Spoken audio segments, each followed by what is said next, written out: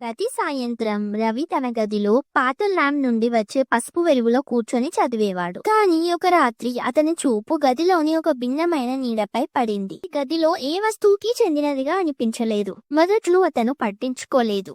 బహుశా నాకు భ్రమ వచ్చినట్లుంది అని అనుకున్నాడు. కానీ ఆ నీడ ప్రతి రాత్రి తిరిగొచ్చేది. ఆసక్తితో పాటు కొంచెం భయంతో.